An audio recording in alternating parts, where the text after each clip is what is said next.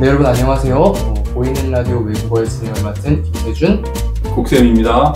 네, 오늘은 저희가 어떻게 보면 처음 좀 시도해보는 컨텐츠 중에 하나인데 상담 컨텐츠를 좀 준비했습니다. 지난번에도 굉장히 비슷하게 전화로 게스트 한 분을 모셔서 어떻게 재수에 성공을 했느냐 이런 이야기를 들어봤는데요.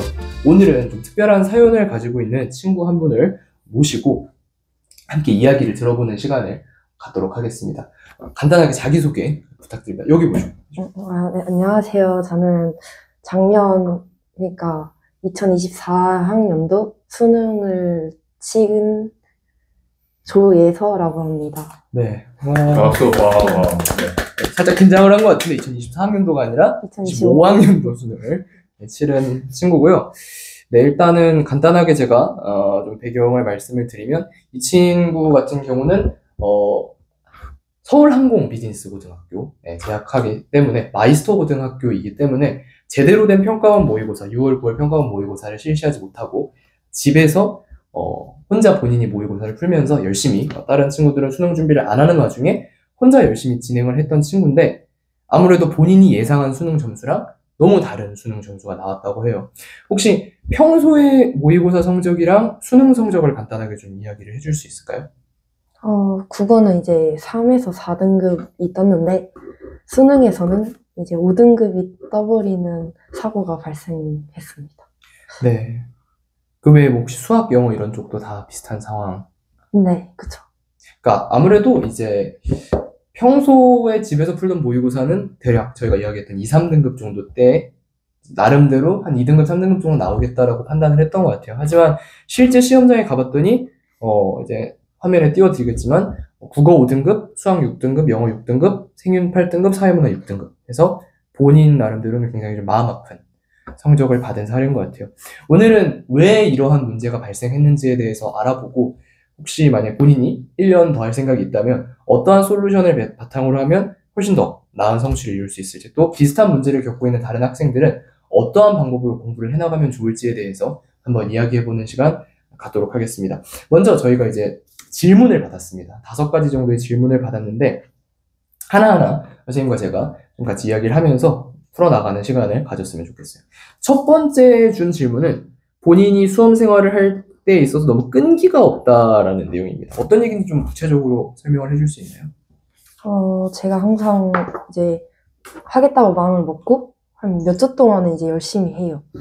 근데 이제 몇 주가 지나고 나면은 약간 열정이 사라져가지고 그 뒤로부터는 이제 막 잠깐 놀거나 그런 식으로 해가지고 항상 그래서 고3 때 공부했다가 놀다가 했다가 놀다가 이런 게 계속 반복됐던 것 같아요.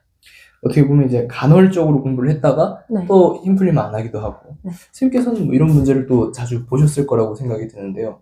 이러한 학생들의 어떠한 문제점이라든지 또 해결 방법 이런 게 있다면 좀 어떤 게 있을 수 있을까요? 수많은 학생들이 겪는 어려움이지. 누구나 다 아마 경험이 있을 거야, 다. 나도 저런데. 특별히 오늘 여기 출연한 예서의 문제는 아니고, 그리고 사실 그걸 극복한다라는 건 또 결코 쉽지는 않지. 왜냐면 사람은 누구나 다 똑같은 성정을 갖고 있다 그러잖아. 또 그런 심정을 갖고 있고. 그래서 그런 것들을 문제라고 생각하기보다는 그냥 이거는 정말 자연스러운 거다. 인간이면 누구나 다 똑같은 생각을 갖고 있으니까. 그런데 이제 2가지를 얘기해 주고 싶은데, 일단 첫 번째는 내가 목표에 대한 좀 간절함을 자꾸 생각을 하는 거지.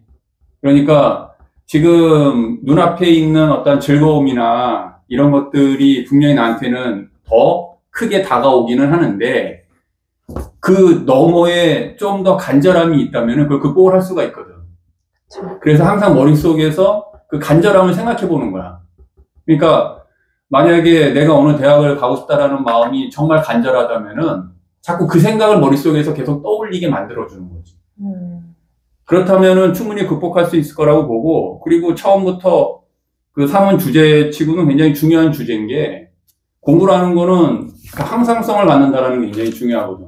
그러니까 영어로 말하면은 always. 항상 규칙적으로, 그리고 똑같이 뭔가를 반복해서 해내는 게, 그게 결국은 성공하는 데 있어서 가장 핵심이거든. 네. 그래서 어떤 그런 원칙을 계속해서 반복해 나가면서 실행해 나가는데, 그런데 그 동력은 어디서 찾느냐? 그거는 나는 좀 간절함에서 찾는 게 현실적이지 않나. 그러니까 누구의 어떤 강요라든지, 뭐 엄마가 너 좀 제발 좀 공부해라 그래서 공부하는 애를 내가 본 적이 없어. 그리고 뭐 누가 뭐 하라 그래도 사람은 움직여지지 않거든. 그러니까 결국은 이렇게 내면에서 안에서 뭔가 이렇게 끌어나와야 되는데, 그거는 스스로 뭔가 그런 목표 의식이라든지, 근데 그걸 억지로 주는 것보다는 너무 하고 싶어. 만약에 우리가 여행을 어느 나라를 가고 싶어. 그러면은 그 전날 잠이 오나? 안 오죠. 안 오지. 그치? 그러니까 그 정도의 그 여행이라고 하는 어떤 대상, 그 다음에 내가 가고 싶어 하는 대학의 어떤 그런 대상, 그거를 만약에 동일시한다면은 충분히 나는 극복할 수 있지 않나. 그렇게 생각을 해. 네. 그럼 혹시 본인을 좀 간절하게 만드는 어떠한 그런 목표라든지 그런 게 있었을까요? 수험 생활 때는? 아니요, 저는 그냥 막연하게 무조건 인서울이기 때문에 그랬기 때문에 제가 조금 간절함이 부족했던 것 같기도 합니다. 사실 많은 학생들이 좀 목표로 삼는 기준 중에 하나가 나는 무조건 인서울을 하겠다라는 목표들. 사실 그런 것보다는 좀 구체적인 목표를 잡는 게 나는 훨씬... 그 학생들이 항상 물어보거든. 너 어느 대학교 가고 싶니? 그러면은 일단 점수 나오는 거 보고요, 그래. 점수 나오는 거 보고요. 그럼 나는 너 못 간다고 생각. 그렇게 얘기를 해. 왜? 점수 나오는 거는 죽을 때까지 안 나와. 점수는 내가 원하는 점수 죽을 때까지 안 나와. 몰라. 근데 어느 대학이 가고 싶어요. 예를 들면은 뭐 인서울이라고 하는 게 아니라 구체적으로 나는 뭐 S대요. 나는 뭐 K대요. 나는 뭐 H대요. 만약에 그렇게 구체적으로 했을 경우에는 그러면은 거기에 맞는 등급이 있거든?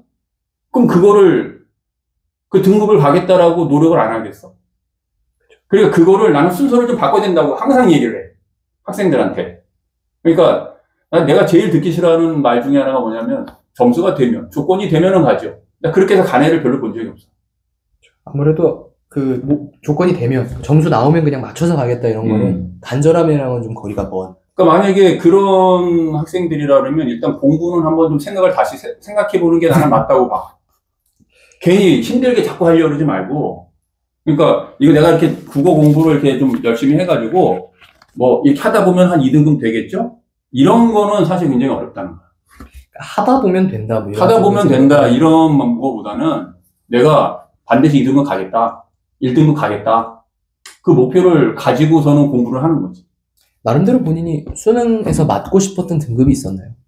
국영수 쪽 통틀어서? 딱 33333. 그게 목표? 네. 그러니까 아무래도 혼자 문제 풀었던 걸 저희가 또 이제 제공을 해줘가지고 봤는데 혼자 풀었을 때는 나름 충분히 실현 가능한 목표라고 느껴졌을 것 같아요. 왜냐면 대부분 지금 뭐 4등급, 3등급 등급 컷 기준으로 선정을 했을 때 나왔기 때문에. 하지만 역시 수능과는 좀 달랐다라는 이야기입니다. 그래서 일단은 첫 번째 끈기에 대한 부분은 좀 간략하게 다뤄봤고, 좀 이제 두 번째 질문으로 넘어가 보려고 해요. 두 번째 준 얘기는 무엇이냐면 화법과 작문을 본인은 너무 많이 틀린다. 어떻게 보면 많은 학생들이 이제 화장을 넌이라고 그래서 언어와 매체를 하다가 잘 안 되면 화법과 작문으로 넘어가는 일도 빈번한데요. 본인은 화법과 작문이 너무 많이 틀린다라고 얘기를 했어요. 그래서 화작에서 다 맞는 방법은 무엇이냐라고 이야기를 하셨는데, 사실 이쪽에서는 또 선생님이 하신 말씀이 많으실 거라고 생각을 합니다. 간단하게 좀 화작을 다 맞추는 방법 어떻게 하면 되겠습니까? 이거 우리가 아마 3편에선가 내가 그때 강조했던 부분이지? 네, 맞습니다. 그래서 처음에 이제 국어를 할 때 화작을 좀 잘 활용을 해야 된다라고 이제 지난번에 한번 올린 적이 있거든, 우리가 방송에서. 근데 첫 번째는 그 화작 자체를 일단 처음에 너무 쉽게 생각하는 게 나는 좀 문제다라고 생각을 해. 그러니까 화작하면은 이거는 당장 내가 읽을 수가 있거든. 그러니까 화작이라는 그 파트를 뭐 모의고사든 또 어떤 내용이든지 그걸 읽었을 때 그거를 못 읽어내는 애들은 없거든. 그리고 배경 지식이 좀 떨어진다 하더라도 그동안 국어 공부를 별로 안 했어. 안 했음에도 불구하고 화작은 일단 다 읽을 수 있어. 그러다 보니까 학생들이 거기서 약간 무장 해제를 해. 그러니까 처음에 이게 그 시험이라고 하는 건 전투에 나가는 약간 군사란 말이야, 군사. 그래서 군사는 어떻게 준비를 해야 되지? 방패도 만들고, 갑옷도 입고, 그 다음에 창도 딱 들고, 뭔가 이런 것들을 준비를 해야 되는 게, 그게 이제 군인의 역할 아니겠냐고. 그런데 무장 해제를 하고 들어간다니까. 첫 번째 우리가 화작을 접할 때는. 그러니까 만약에 독서라든지 문학이라든지 이런 분야에서는 뭔가 이렇게 좀 긴장이라도 좀 하고 글을 읽는데, 화작은 좀 긴장을 좀 덜 하고 읽어. 그러다 보니까 틀려. 왜? 시험의 그 메커니즘이라는 게 있거든. 시험의 메커니즘을 못 찾기 때문에 틀린다라는 거지. 혹시 본인은 수능 볼 때 어떤 순서로 풀었는지 기억하나요? 저는 화작, 독서, 그다음에 문학 이 순서대로. 화작, 독서, 문학. 네. 그렇게 배치한 특별한 이유가 있다면? 과외 선생님이 그렇게 하라고 하셨죠. 그러니까 이건 어떻게 보면, 그러니까 화작이 약점이라는 걸 본인이 알고 있었어요. 수능을 보기 이전에. 네. 근데 이건 약간 잘못된 방법을 제시한 거 아닙니까, 과외 선생님이? 아니, 근데 또 그거는 뭐 그 나름대로 이제 이유는 그렇게 있었겠죠. 보셨던 것 같은데. 근데 네. 이제 약간 화작을 네네. 좀 더 얘기를 하자면, 예를 들면 뭐 화작 풀고 독서 풀고 뭐 문학을 푼다.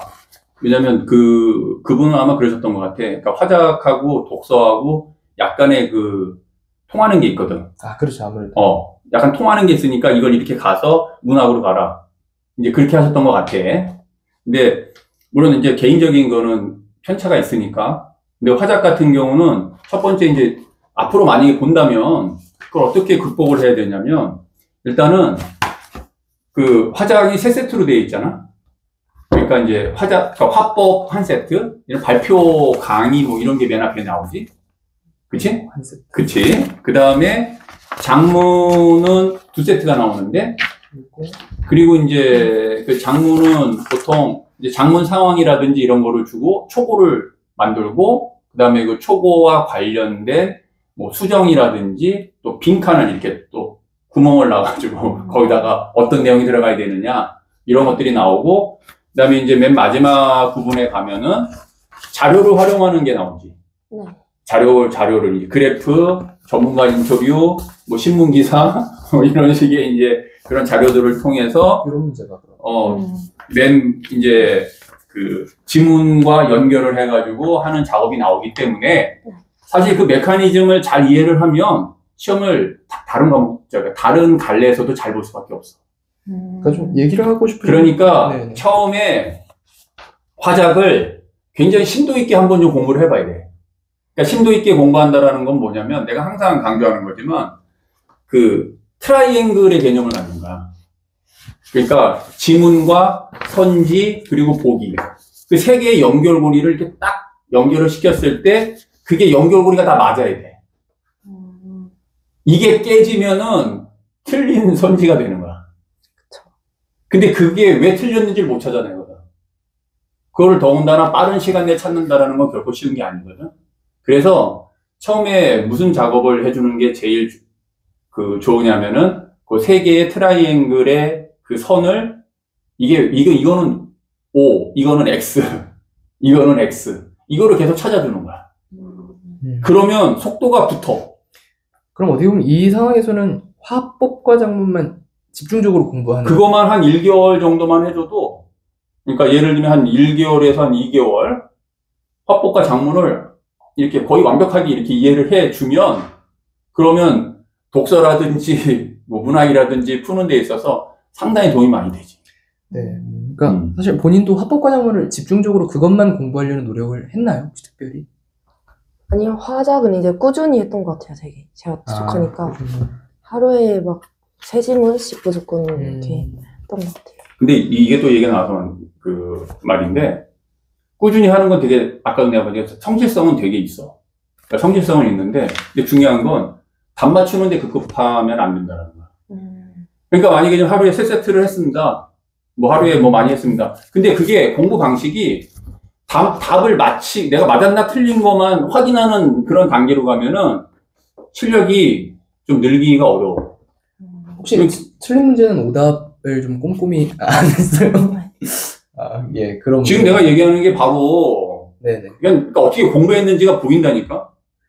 물론 오늘 처음 만났지만, 아, 그래서 이게 어려웠을 거다. 왜냐면은, 그렇게 공부했기 때문에 이런 결과 나오는 거야. 그쵸. 그러니까 그 방식 있지. 그러니까 답을 맞히는 거에 급급하지 말고, 만약에 이게 답이면 이게 왜 답이지? 내가 아까 얘기한 그 세 개의 트라이앵글, 연결고리. 그 연결고리에서 어디가 끊어졌지? 어디가 맞았지? 이거를 정확히 찾아내는 연습을 하면, 그러면은 시간도 단축되고, 그리고 점수도 하나 이내에서 끊을 수가 있어.